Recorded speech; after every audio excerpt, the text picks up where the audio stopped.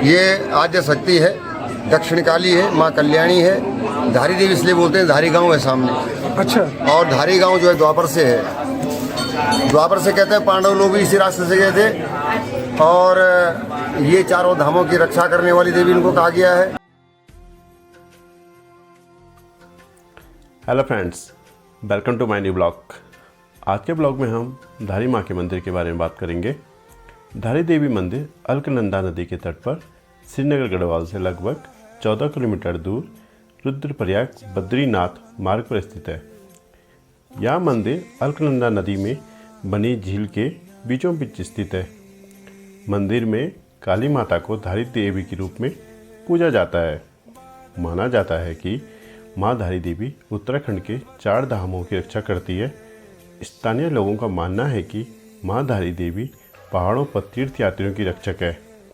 धारी देवी मंदिर में स्थित मूर्ति के बारे में एक आश्चर्यजनक बात यह है कि यह मूर्ति एक दिन में अलग अलग रूप में दिखती है। 2013 में मंदिर से मूर्ति को हटाया गया था, जिसके फलस्वरूप माना जाता है कि 2013 जैसी भीषण आपदा को देखने को मिली थी। सड़क मार्ग द्वारा धारी देवी मंदिर पहुंचने के लिए निकटतम बस अड्डा श्रीनगर बस अड्डा है। श्रीनगर बस स्टैंड पहुंचने के बाद लोकल टैक्सी की मदद से धारी देवी मंदिर पहुंचा जा सकता है। यहां से धारी देवी मंदिर लगभग 14 किलोमीटर दूर स्थित है।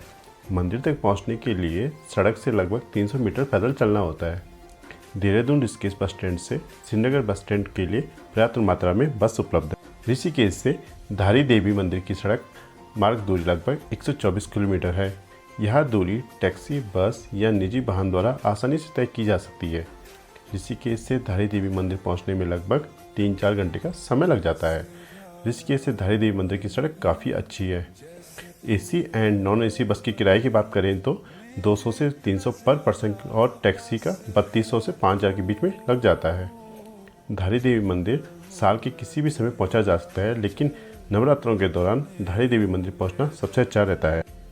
माँ धारी देवी के बारे में एक कहानी प्रचलित है। माता धारी देवी 7 भाई बहनों की इकलौती बहन थी। माता धारी देवी अपने 7 भाइयों से अत्यंत प्रेम करती थी और उनकी अत्यंत सेवा करती थी। यह कहानी तब की है जब माँ धारी देवी केवल 7 साल की थी, परंतु जब उनके भाइयों को यह पता चला कि इनकी इकलौती बहन के ग्रह उनके लिए खराब हैं, तो उनके भाई उनसे नफरत करने लगे। वैसे तो माता धारी देवी के 7 भाई माता धारी देवी से बचपन से नफरत करते थे, क्योंकि माँ धारी देवी का रंग बचपन से ही सांवला था। परंतु माँ धारी देवी अपने 7 भाइयों को ही अपना सब कुछ मानती थी, क्योंकि इनके माता पिता के जल्दी गुजर जाने के कारण धारी देवी का पालन पोषण अपने भाइयों के हाथों से ही हुआ था और उनके लिए अपने भाई सब कुछ थे।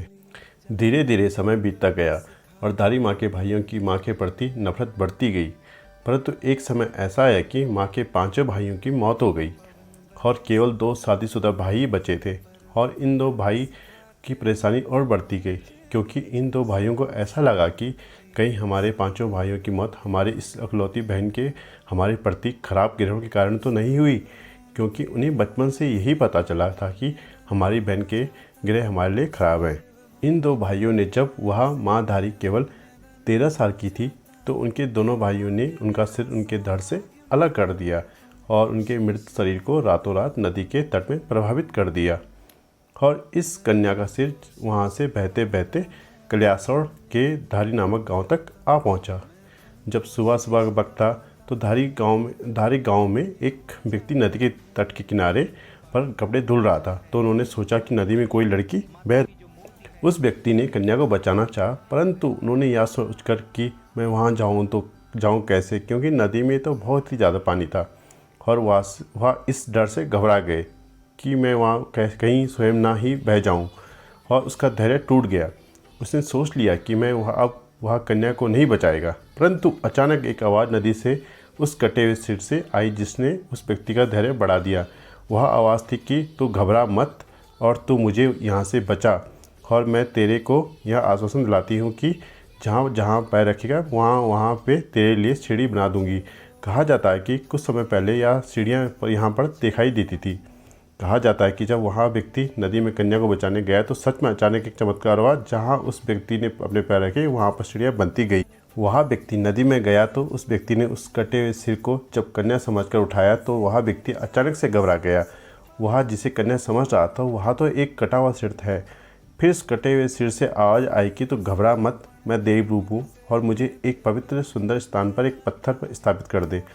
और उस व्यक्ति ने वही किया जो उस कटे हुए सिर ने उस व्यक्ति को बोला, क्योंकि उस व्यक्ति के लिए भी वह किसी चमत्कार से कम नहीं था कि एक कटा हुआ सिर आवाज़ दे, उस व्यक्ति के लिए सीढ़ी बनाए एवं उसे रक्षा का आश्वासन दे। यह सब देखकर वह व्यक्ति भी समझ गया कि यह एक देवी है। जब उस व्यक्ति ने उस कटे हुए सिर को एक पत्थर पर स्थापित किया तो उस कटे हुए सिर ने अपने बारे में सब कुछ बताया कि मैं एक कन्या थी जो कि 7 भाइयों की इकलौती बहन थी और मुझे मेरे 2 भाइयों ने द्वारा मारा गया। और यह सब कुछ बताकर उस कटे हुए सिर ने एक पत्थर का रूप धारण कर लिया।